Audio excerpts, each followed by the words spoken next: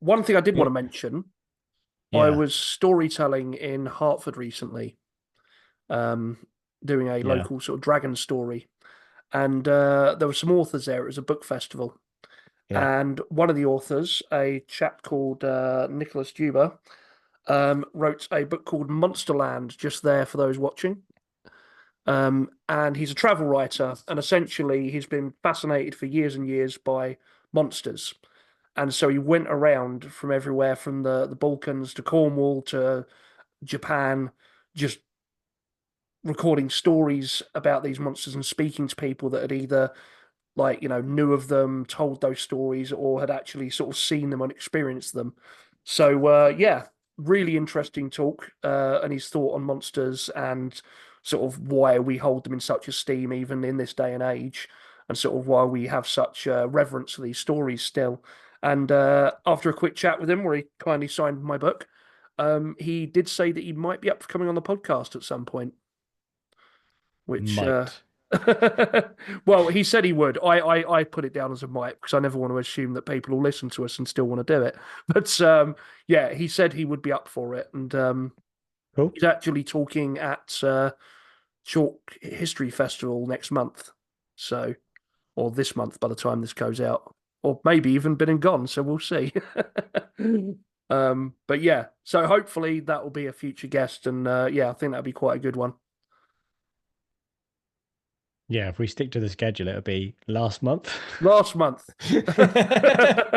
So caught up with him at He's already been on the show. so I caught up with him at Chalk History Festival, and he either did or did not remember me, and he did or did not come on the podcast. I wasn't imagining I'm going to get him on there, but I'm gonna say I um, can't be there. I'm gonna be we, in the Peak District fair enough, fair enough. Well, for Solskin Pagan and Heathen ah Festival. yes, which I can't go to because I'm at Chalk History Festival, or have been at Chalk History Festival by Or now. will be, have been. It's that Montauk Well, thing, man, where it's time travel. It's all getting confusing. time exists all at once, right? We just That's it. experience it linearly. This has already happened. And will happen again, or is yet to happen. Ah, my brain hurts. Go on, change the subject before my face melts. Crop circles. Crop circles, there's something nice and familiar. Yeah, we haven't talked crop circles for a long time, but it We is crop circles season. Um, so there have been some recent ones, but I was just trying to find the most recent one because they're quite close to me. They're in Wiltshire, the ones that have been found. Now, I don't like the source. I know Andy does, but I did accidentally find an article from the Mail. Oh, he's always got that page open. He loves it. Refresh, refresh, refresh. The initial headline is Alien Invasion Fears. That could be Myth- any. You know what that could be with a male, right? I know. Mysterious crop circles appear in world famous UFO hotspot. Ah. Um, wait, what's that? Oh Alien no, invasion fears. Was it article written by Nigel Farage? wow. Um, Mysterious crop circles have been discovered etched in the fields in one of the world's most famous UFO hotspots. Wiltshire, heard of that, has become the epicenter of the phenomena since the 1970s. And the bizarre designs were recently found just 13 miles from Stonehenge. A perfectly crafted geometric design was spotted in a farmer's field in the Wiltshire village of Sutton Veny on May 15th. The pattern included a central design resembling a Celtic knot or a four-pointed star within a circle. On May 19th, another unique crop circle was found in a grass field 30 miles away in the nearby county. You might have heard of this, Andy. Dorset. I have heard of this. But do you endorse it? I do. That design featured several geometric shapes set inside two overlapping circles. Um, it goes on to tell you what crop circles are, but I think at this point we know. While the crop circles have sparked theories of alien visitors, the owner of the field where the Celtic knot was found was reportedly very upset that someone or something flattened his valuable crops. However, he's making the most of the setback by opening the field up to crop circle enthusiasts to come and view the new pattern for a small donation. Where's the stuff about alien invasions, though? It doesn't. The Daily Mail doing a sensationalist headline. I never. Yeah. Nah. It's a load of nonsense. Anyway, there have been crop circles, Andy. And me. Craig is a crop circle. Go on then, what you got? Right. Bring us back on point. Weird news, bringing it back to Earth. Mystery space object sending inexplicable pulsing signal to Earth as NASA scientists can't rule out aliens. The object, which is inside our own galaxy, has been sending signals that are so unique they have completely stumped scientists. NASA scientist Richard Stanton, who discovered the signal, said he can't rule out the possibility the signal is coming from an alien civilization. In a study published by the Acta Astronautica scientific journal, Stanton laid out his discovery of an unexpected signal coming from a sun-like star about 100 light years from Earth in May 2023. So this is reporting on an old story, I guess. The signal was a pulse of light from the star that increases, then decreases, and increases again very quickly, something the scientists say qualifies it as strange. It's a unique signal from the Ursa Major Great Bear constellation was repeated again exactly 4 seconds after it was first sent to Earth. The pulses of light were completely identical, which according to the study has never been seen in previous searches. The unique signal also made the light from its nearby star behave strangely and made the star partially disappear in a tenth of a second, according to Stanton. In over 1,500 hours of searching, no single pulse resembles these has ever been detected. The fine structure in the star's light between the peaks of the first pulse repeats almost exactly in the second pulse 4.4 seconds later. No one knows how to explain this behavior. The study shows that very similar signal was recorded in 2019, but was simply dismissed as birds at the time, which Stanton has ruled out. Space birds?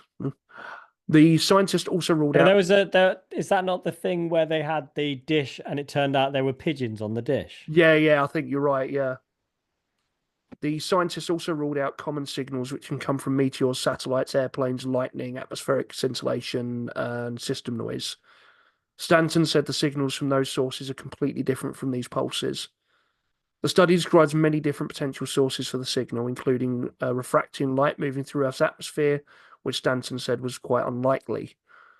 Other possibility sources he discussed were starlight for diffraction from a distant object in the solar system, or eclipses caused by Earth satellites of asteroids moving through our solar system. But Stanton said that in these early stages of research, it's impossible to rule out the involvement of alien intelligence. None of these explanations are really satisfying at this point. We don't know what kind of object could produce these pulses or how far away it is.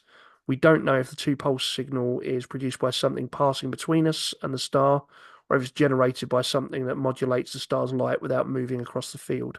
Until we learn more, we can't even say whether or not extraterrestrials are involved. So yeah, that is it. Wow. I mean, there's a lot of things you can say could be aliens. I can't categorically say it's not aliens, which, I guess is, as far as they can go.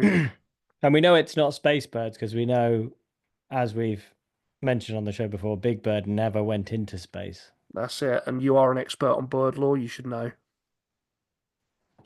We haven't done that episode yet, Andy. Come on. This is true. It's a teaser. All right. So what have you got? Have you got something a bit more normal for us? I've got something from news. I got something from New Scientist. All living things emit an eerie glow that is snuffed out upon death. Okay. Yes. So all living. Oh wait, no, I can't read it because I can't subscribe. Yep. Wants me to give him 50 quid. So if you want to read the article. So yeah, my article, Andy, comes from sciencefocus.com. Whatever could it be? It's not from the New Scientist, that's for sure. The bastards. And the headline is All humans emit subtle light until they die. Okay. And it says, as the subheading, You are glowing. No, really. Slightly sinister. So you, along with all living things, produce subtle, ever real, semi-visible light that glows until you die, according to a recent study. You would be forgiven for jumping to the conclusion that this spooky luminescence is evidence that auras exist or something similar, but Dr. Daniel Oblak, physicist at the University of Calgary and last author of the study, told BBC Science Focus that while auras are a metaphysical, spiritual, unscientific idea, this light is not. Instead, it's called ultra weak photon emission, or UPE, and is a natural product of your metabolism. I've lost interest now. That's boring, isn't it? I Stay weird. mean, it's interesting. It's interesting. No, it's interesting, but I was hoping it was going to be like, and this proves ghosts. The soul exists. Um, yeah. So it says UPE is so weak that it's not visible to the human eye and completely overwhelmed by other sources of light, unless you are in a completely dark room. It says the key advantage of UPE is that it offers a non-invasive method of observing the health of living things, which could be used to track the condition of a tissue, for example, for use in transplants or the use of stress, or the levels of stress an organism is subjected to. It's quite interesting, but not like ghosts exist interesting. We're following Montauk. I mean, Yeah, anything is going to seem like quite milk toast and plain after Montauk, really, isn't it? Montauk. So yeah, on that note, thank you for listening. And yeah, remember, don't blame the owls. Or do. It's up to you. We're not going to tell you what to do.